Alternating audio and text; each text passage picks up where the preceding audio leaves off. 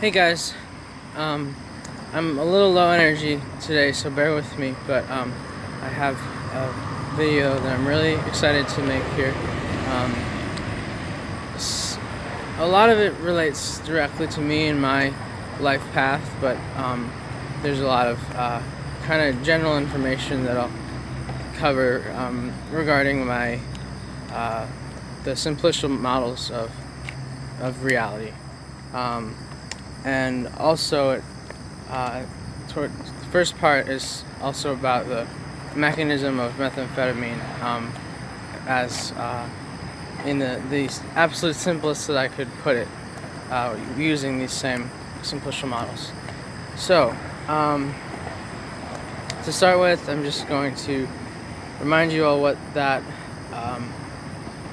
I'm talking about, simplicial models. So this is those are meant to be spread out like a tetrahedron, and there's each spindle, I call them, has a name which corresponds to a hand, and a chiral path, which are sort of have functions, magical, but also just I don't know how to explain it. It's not really important, but so this is like, just like Bob's soul, like a soul, and then I figured out that this is what happens, at least for me recently, with methamphetamine. So I shortened the hands to just their first letters, but the one that appears tallest, the mist hand, that is where it was. The others have all crossed through like the spots where they're supposed to be, and gone further back, and something that is pretty phenomenal, and I am quite sure that it's true, is that if ever there's always something to be found if you're looking. If ever you bring about circumstances that would require a new spindle or a new anything really, God will supply it. There will be something there. And so what happens with methamphetamine is that at the point where the three spindles that are moving cross past where the I'm trying to explain, like, before they're out down here, if you have the out down here,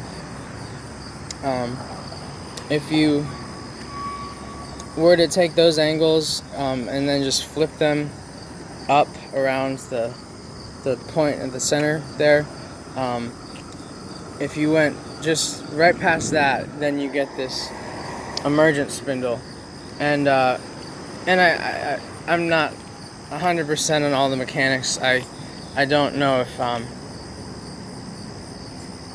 I don't fully know where and how that gets there. I do know that it's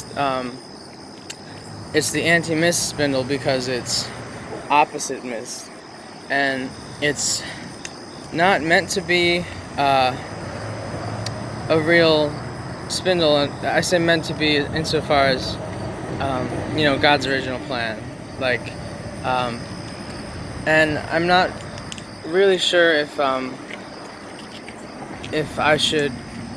everyone sort of has that already, or if it really is a wholly emergent phenomenon when certain drugs are used.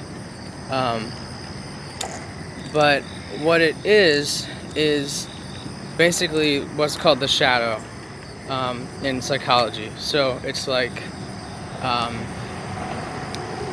all of the stuff about yourself that you are too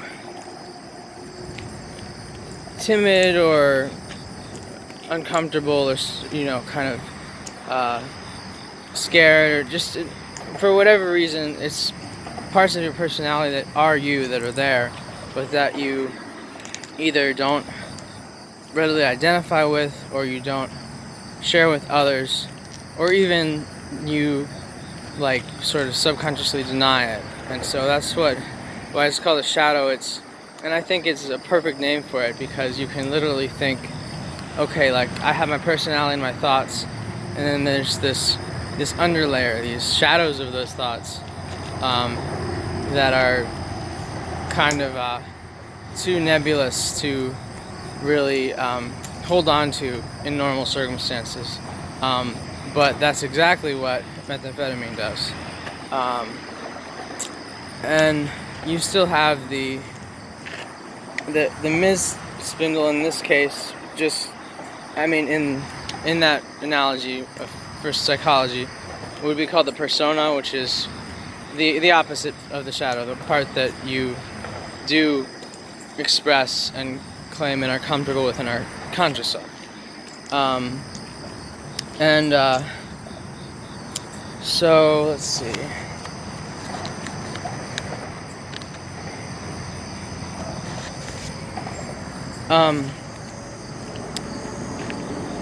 I want also right now to introduce the concept of upspin. Upspin is a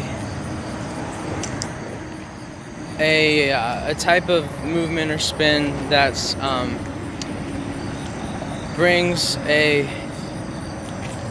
something up in a direction that is beyond the dimensionality of the thing. So it's one dimension up, and it's only one direction. There's many wrong directions, downspin directions, but upspin is one direction, and it's a different direction for every dimensionality, because basically each one is at odds with perpendicular to the others. So right here, so remembering that this is a model of methamphetamine, I was pretty amazed to realize that methamphetamine actually does cause or use real upspin, which seems astonishing, because I had thought that that drugs couldn't do that. But it really explains why it's so tantalizing and mysterious, and good feeling when it's good feeling. So basically, upspin, I also need to say, apart from just the sort of geometrical or whatever point of it, it's upspin is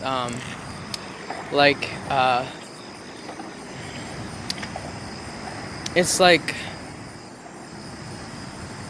like being in the flow of the divine, just moving almost effortlessly, always choosing the highest and the greatest and the most perfect love, not allowing our consciousness to go negative. Basically, it's spiritual growth that's light and joyous and flowing and rapid, or it's rapid in the way I think of it. It's rapid, but it doesn't have to be feel that way. So anyway, let me go back to this for a second. So these three are engaging in a threeness upspin. So threeness is flat, triangular, relating three things. So it's these three things, and you imagine the triangle that connects them, the side of the simplex, the tetrahedron, and I'm not going to get into I'm not some of this is pretty abstract, and I haven't ground it down to more descriptive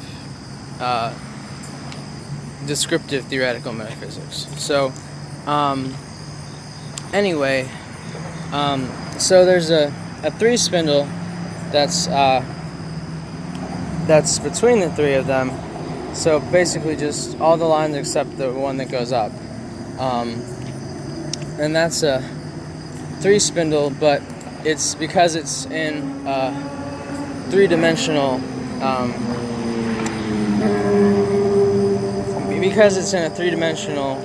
simplex, it has the angles have changed. It's got this depth to it now, this height to it now. But that's not super important. It's just a remark. But so anyway, these three, and I'm not going to go into what exactly does spin mean. I know I used to just think of the spindles themselves are are spinning in place kind of for upspin, and it's not. It doesn't. Whether or not it's properly a spin, it is in a sense. Anyway, I should just keep going on. So so these three, the direction up is always toward the next hand or the next spindle that's being added. So for these three things, upspin is toward mist, and that is the right and proper direction up for threeness. And so that's why methamphetamine is so, as I said, so kind of subtle and spiritual feeling, and sometimes glorious, and feeling like during the best of it that there's a real flow going. However, the flow is in the wrong direction for us. We don't want to be doing threeness upspin. We need to be doing fourness upspin. So when I realized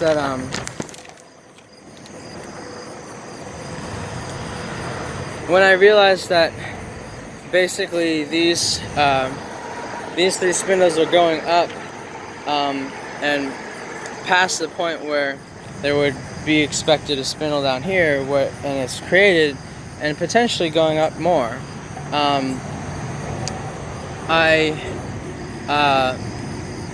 It kind of surprised me to realize that it would look like a witch's room like this. Like, it kind of surprised me that that they're still holding at the center point, the nexus, the heart of it, and kind of just crowding around mist. So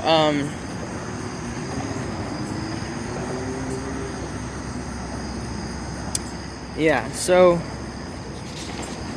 I'm going to, and another diagram very similar to the one before, but in this one you see there's this black bulb at the end of the mist spindle, and what that is error. Error is a more generalized term than sin, because sin is only committed when you know you're doing wrong, when it's intentional. Error is anything that slips you out of perfect love, perfect joy,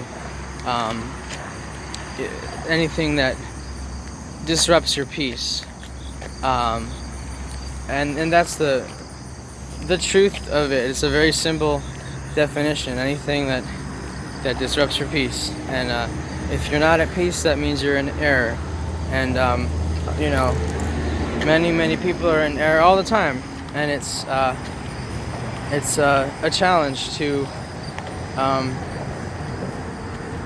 recognize how you can deal with that and have Spirit's help in clearing it away for you.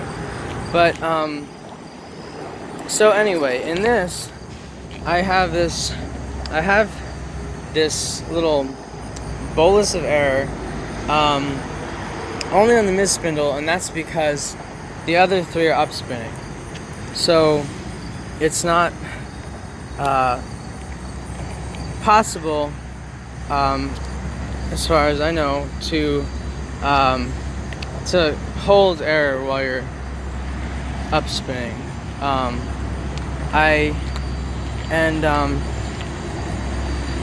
And I may regret that statement, but essentially, whether it's a matter of it being impossible or not, the three that are up spinning are would tend to be transmuting it, but also in this case passing it on to mist. So the mist spindle is just stationary. Mist, by the way, is associated with purpose, and so anyway, all of that error accumulates there on that one that's not moving, and that one that's not moving is the one that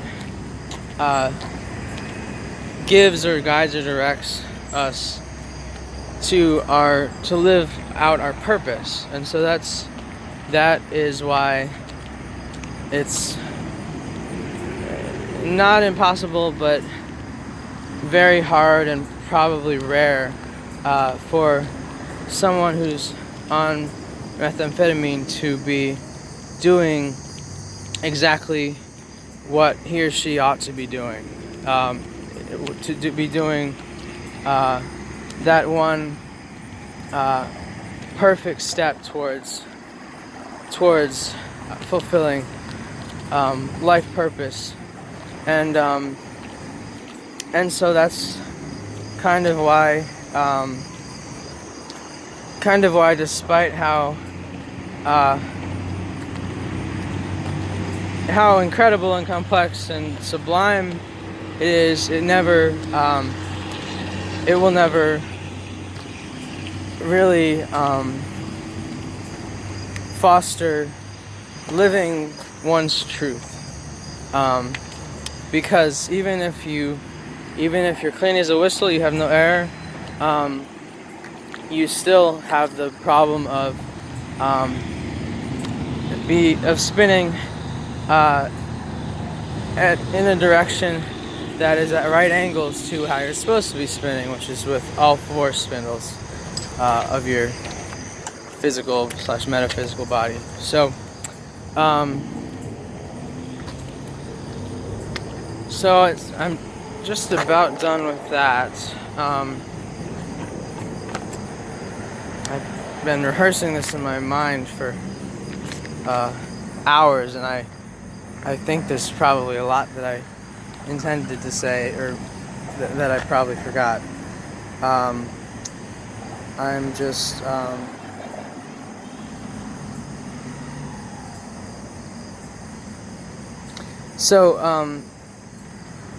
the anti-mist spindle or pseudo spindle does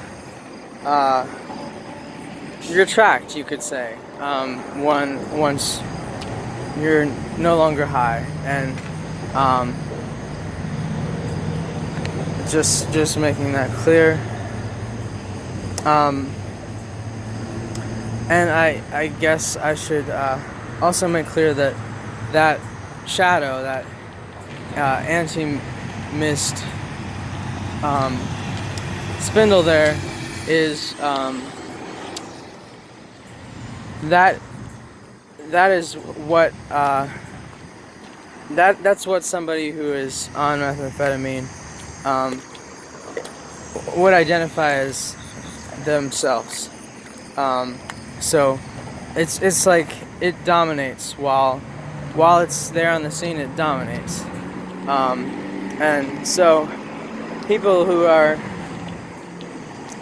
use meth know their shadows very well, but can only access them through the drug, and so there's really no transference or healing or integration between the shadow and the persona after when you're not high. But that can be worked on in other ways, in psychotherapy and recovery and so on. So let's see.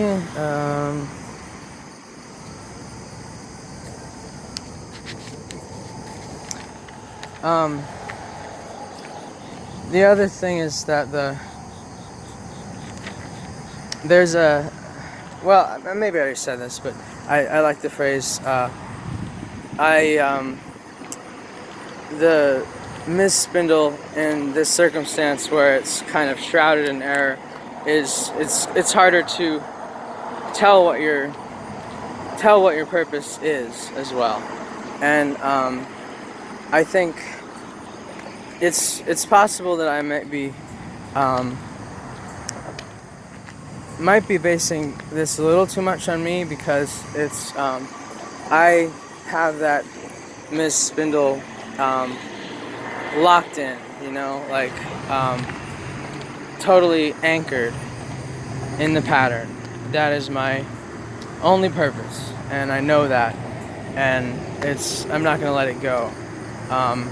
But if you don't even know what your purpose is, it's a lot more nebulous, and it's probably a lot harder to see. It's probably a lot harder to see what you're missing out on by not including that spindle in your upspin. Okay, so I have essentially covered only the first part, which would be first, say third, and just the part about my super simple, easy, internally consistent model of the experience of methamphetamine being described at what I think of as the soul level. And I know that probably you don't use meth, and I don't know if you really will be interested in this video, but it's going to become very pertinent to. It's going to become very personal to me in the next part, and truly, it's personal to me in this part too. It's very clear, and I'll talk about this next time, why I can't use any sort of drugs or alcohol in order to achieve my purpose, but that'll have to wait until next time, because I am running out of space on my phone, and that was a long video anyway. Thank you for watching, listening, and bearing with the really lazy cinematography. Okay, bye.